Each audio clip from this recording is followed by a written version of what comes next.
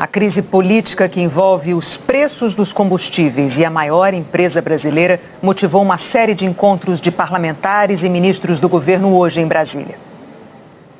Várias rodadas de reuniões na residência oficial da Câmara. Assim foi a movimentação do presidente da Câmara, Arthur Lira, do Progressistas, para negociar com lideranças do Congresso e o governo uma forma de conter os aumentos nos preços dos combustíveis.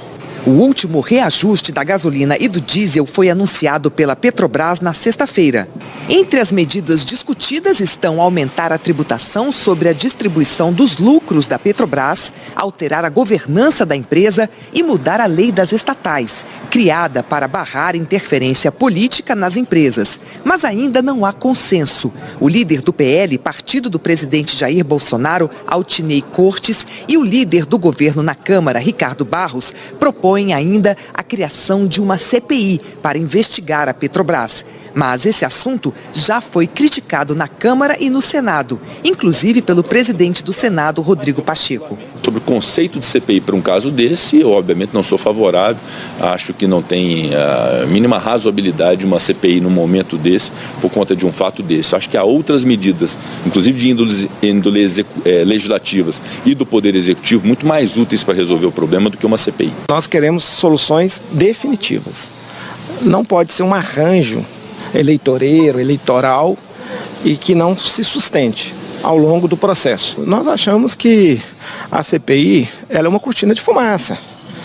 Eles não querem discutir, eles não querem resolver. Se de fato eles querem resolver o problema do preço, tem outros caminhos. Pela manhã, em audiência na Câmara, o ministro de Minas e Energia disse que o governo não pode interferir nos preços estabelecidos pela empresa. É difícil para a população entender por que o governo não interfere no preço dos combustíveis.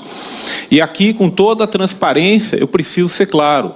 Não é possível interferir no preço dos combustíveis. Não está no controle do governo. E, honestamente, preço é uma decisão da empresa, não do governo. Além disso, nós temos marcos legais que impedem intervenções do governo na administração de uma empresa, mesmo o governo sendo o acionista majoritário.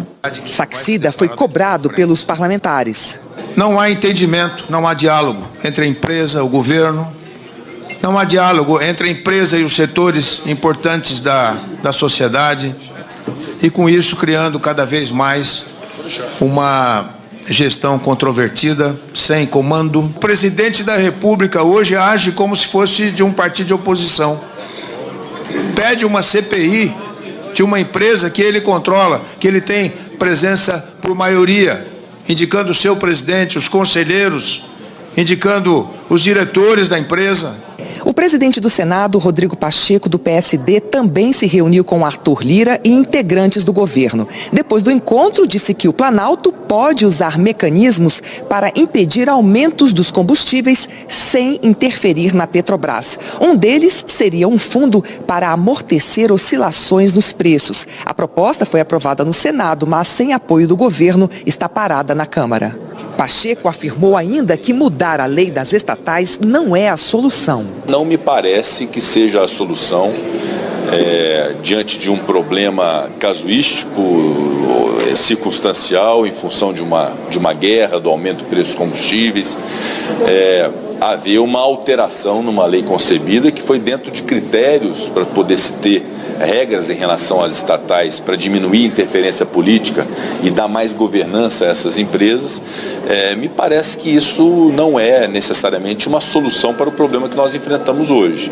Governo federal e Congresso Nacional ainda discutem ampliar o pagamento do auxílio gás e também o pagamento de um benefício a caminhoneiros no valor de R$ 400. As duas ações seriam incluídas em uma proposta de emenda à Constituição, que está em discussão no Senado. Mas há questionamentos sobre a possibilidade de pagamento desses benefícios em ano eleitoral, já que a lei impede criação e ampliação de programas sociais.